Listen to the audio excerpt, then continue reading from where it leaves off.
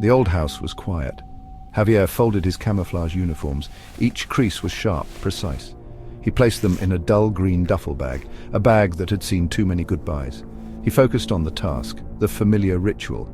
It was a shield against the ache in his chest. Watching from the doorway, her heart felt heavy. She too was packing. Her bag was different, bright blue canvas, filled with soft sweaters, worn hiking boots, a book of poetry. She was going to the mountains, to a home once lost in time, for peace, for truth. But peace felt a million miles away now. Javier zipped his bag. The sound echoed in the stillness, his actions final, his fortitude resolute.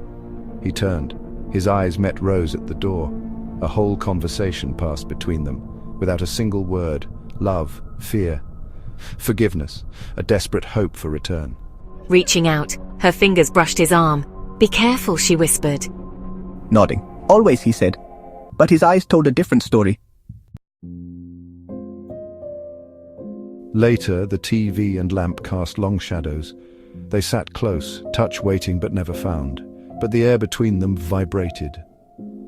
Javier stared into the empty screen light falling on the covers. He remembered nights spent there, warm, safe. Watching his profile, he seemed older tonight, weighed down. She wanted to smooth the worry from his brow, but she had her own secrets. She thought of the small velvet box, tucked away in her travel bag. Inside, a ring, her grandmother's ring.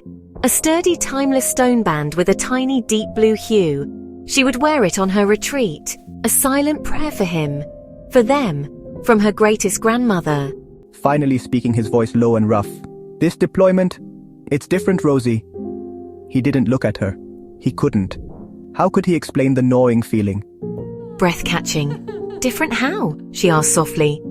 The TV light flickered across their remorseful faces. Shaking his head. "Just different. More complex." He chose his words carefully. He hated the worry in her eyes. The fear he put there. He was supposed to be her rock, her protector. But lately he felt like the source of her pain. This mission felt wrong. The briefings were sparse. The destination, deliberately obscured. He had a bad feeling. He pushed it down. He had a duty to do. Nodding slowly, she didn't press him. She knew that look. The one that said, "Do not ask." It built a wall between them, brick by invisible brick. She longed to tear it down, to understand the shadows that haunted his gaze. But she also knew the cost, the burden he carried. She reached for his hand. Her fingers were cold. His were surprisingly so. "Just come back to me, Javier Cordillo Bolivar," she whispered.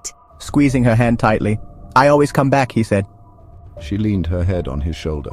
"I'll be thinking of you," she said, "every day." Unnoticed by either of them, a soft blue glow hummed from the ring on her finger.